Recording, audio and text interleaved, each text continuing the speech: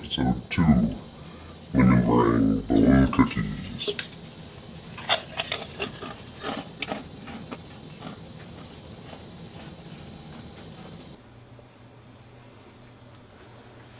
First thing you need to do is preheat your oven to 220 degrees. While you're waiting for the oven to preheat, you want to line at least 2 cookie sheets with parchment paper. Always do an extra, just in case you've got extra when you're done piping out your bones, because if you don't, you can't wait. If you let a meringue sit for 2 hours, it's going to go flat and it's not going to work. So do a couple extras. Worst case, take the parchment off and put the cookie sheet away.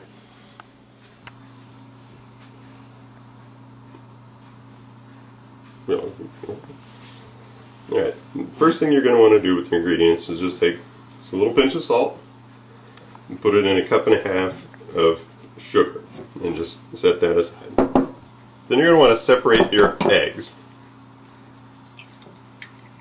If you'd like, you can save the yolks for later. Some recipes call for just yolks, and they're usually the good stuff, things like fudge and really rich desserts and things.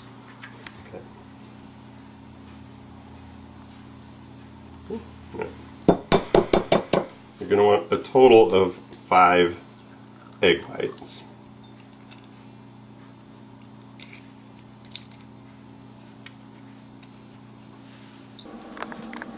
The next step is to get your egg whites and 1/4 teaspoon of cream of tartars. Mix them on low in your KitchenAid, or you can use a handheld electric mixer if you want to.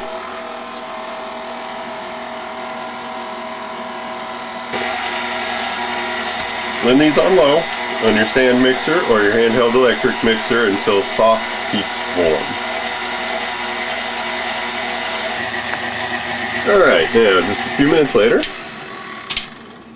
when you're at the soft peak, which is just like this, you can see how the little point just kind of disappears in there.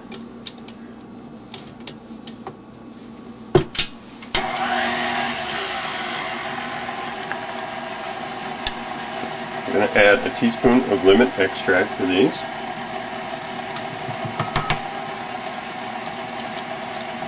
And then with your mixer still on low, you want to very slowly add the sugar in.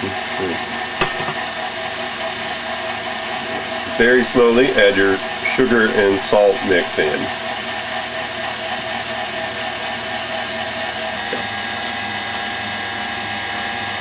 And you're going to want to mix this. And you can pick up the speed a little bit on this too if you need to, if you're impatient like me, until you have stiff peaks and the meringue is shiny and smooth. While you're waiting for this to get to the stiff peak stage, you can prepare a large pastry bag with nice big tip in the end of it. You want the hole to be at least 3/8 of an inch.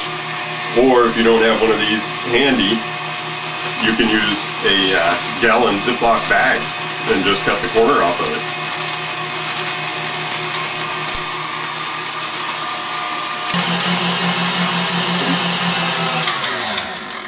Okay.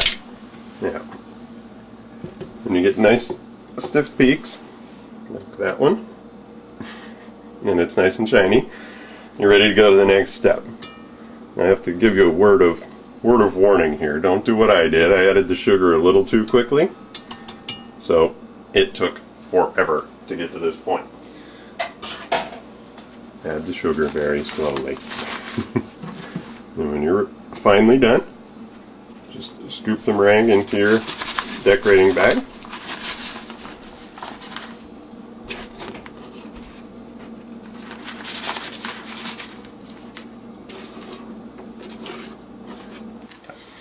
Now, once you get your bag full, you may want to practice this just a few times. Just squeeze out about a 2 or 3 inch piece and lift up, and then do the ends. It's always a good idea to practice so you get a feel for how thick the meringue is. And you can get an idea of what you're doing. Now those little peaks, you just wet your finger just a little bit and just kind of push them back down in there. If you don't wet your finger, the meringue will stick to it. And there you go. And you just want to do that a lot.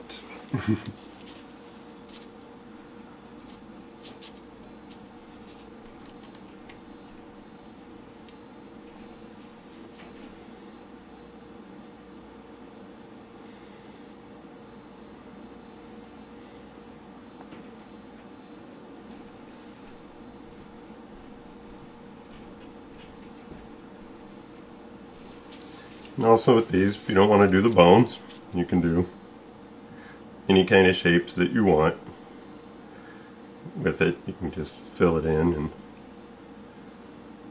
make little ghosts and put sprinkles on their face later when you take them out if you want.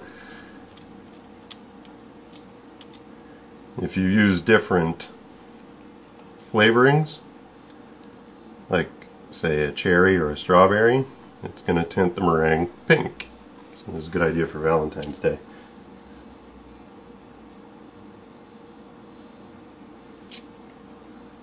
And toss these in your preheated oven.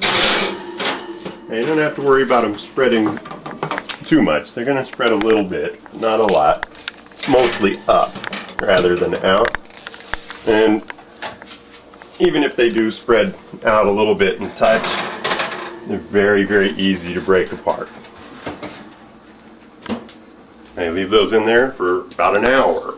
When the hour is up, turn the oven off. Don't open the door and leave them alone for at least another hour before you take them out.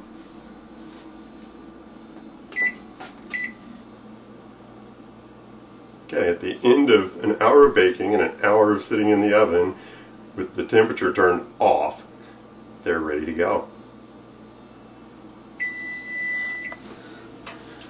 You'll still want to use the oven mitt because the pans are probably going to be pretty hot. You're going to want to be very careful when you take these off of the pans because they are very, very fragile. And it doesn't take much to break them.